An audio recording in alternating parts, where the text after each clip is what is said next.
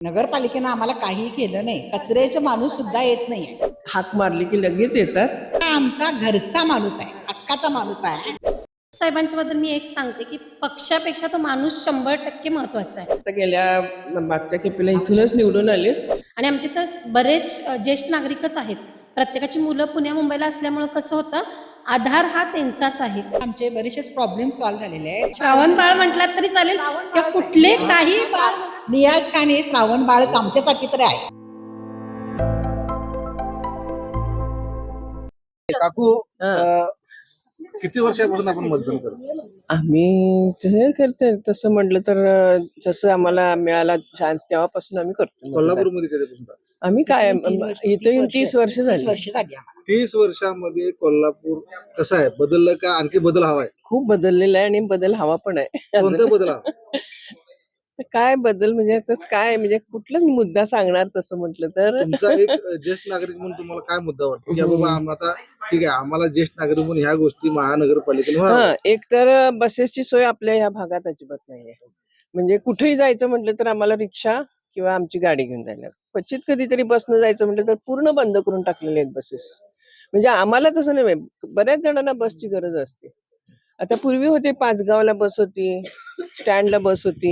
आता एक बस नसते आमच्या इथल्या भागात. महानगरपालिका केएमटी केएमटी बस चालू केली पाहिजे. हा करायला पाहिजेच की. आता 9 वर्ष नगरपालिकेमध्ये निवडणूकच नव्हत्या होय. मग ते आता निवडणूक आहे, हा नगरसेवक तुमच्याकडे येतील, मतदान करा त्याबद्दल हा काय सांगाल तुम्ही?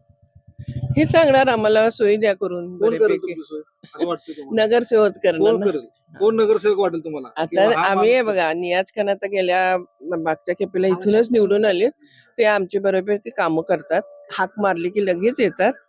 त्यामुळे त्यांच्याबद्दल आमचं काही प्रॉब्लेम नाहीये. ते करतील असं वाटतंय. करते 100% करते. नियाज खानच करणार आमच्या इथं. का बरं नियाज खान काय करतात? कारण नियाज खान हा आमचा घरचा माणूस आहे, हक्काचा माणूस आहे. नियाज खान कुठल्या पक्षातून माहिती हो, कुठून? घड्याळ राष्ट्रवादी, अगोदर अगोदर शिवसेना. आता त्याच्यामुळं- यावेळेस काय हा. ठरवलंय? काय ठरवलंय?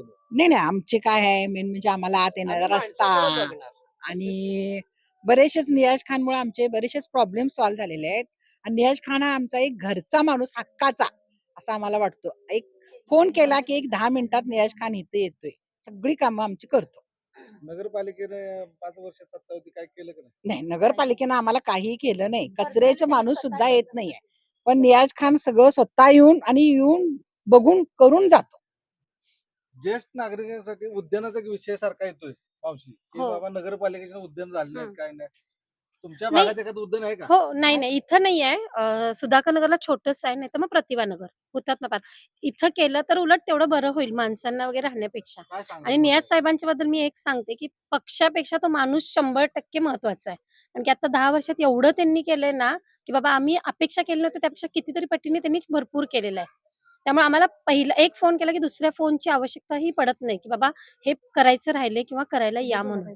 एक महत्वाची गोष्ट म्हणजे ज्यावेळेस सगळं पुराचं पाणी वगैरे हा. येतं, इकडचं पाणी साचलं हा. जातं, त्यावेळेची परिस्थिती काय असते या ठिकाणी? नाही, इथपर्यंत पाणी येतं, पण साहेब आले की लगेच ते बंदोबस्त करून काय ना काहीतरी करून हे करतात. आम्हाला कुठल्याही प्रकारचं तर या 10 वर्षात त्यांच्याकडे सत्ता नव्हती, हे गेले 5 वर्ष. तरीही आम्ही आमच्या घरचे म्हणून आम्ही त्यांना फोन करत होतो, नगरसेवक म्हणून नाही. आता मागच्याच वर्षी इथलं झाड पडलं, पूर्ण रस्ता आमचा बंद होता. अर्ध्या ते पाऊण तासात माणसं येऊन झाड वगैरे कट करून आम्हाला रस्ता पूर्ण हे केला. आणि आमचे तर बरेच ज्येष्ठ नागरिकच आहेत. प्रत्येकाची मुलं पुण्या मुंबईला असल्यामुळं कसं होतं, आधार हा त्यांचाच आहे. म्हणजे एक म्हणतात ना, श्रावण बाळ. हा श्रावण बाळ म्हटलात तरी चालेल किंवा कुठले काही बाळ म्हणा. नियाज खान हे श्रावण बाळच आमच्यासाठी तर आहे. हो, आमची मुलं बाहेर आहेत आणि नियाज खान आठवणीनं वाढदिवसाला यायला त्याला सगळ्याला फोन करल, तुमच्या अडीअडचणीला धावून लगेच येईल. आमच्या ग्रुपमध्ये पण आहेत. आणि एक फोन केला की 10-15 मिनिटात नियाज खान आमच्या इथे पोहोचतातच. सत्ता असू दे नसू दे, त्याबद्दल नियाज काही खान बद्दल काय बोलायचं हे सगळं कमीच आहे. काय ठरवलंय मग तुमच्या जयंत अपार्टमेंटच्या लोकांनी ह्या भागातल्या महिला कुणी वर्गाने काय ठरवलं? ठरवायचा प्रश्नच नाही. त्यांनी स्वतःच एवढं काम केलंय की ते कामच दिसते.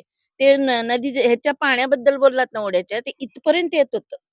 त्यांनीच पहिल्यांदा तो ओढा खोलवून घेतला, साफ पूर्ण वगैरे करून साफ घेतात, करून, हा, आणि जरा दरवर्षी ते काम करून जातात. ते म्हणजे असं नाही ना ते नगरसेवक पाहिजेतच असं.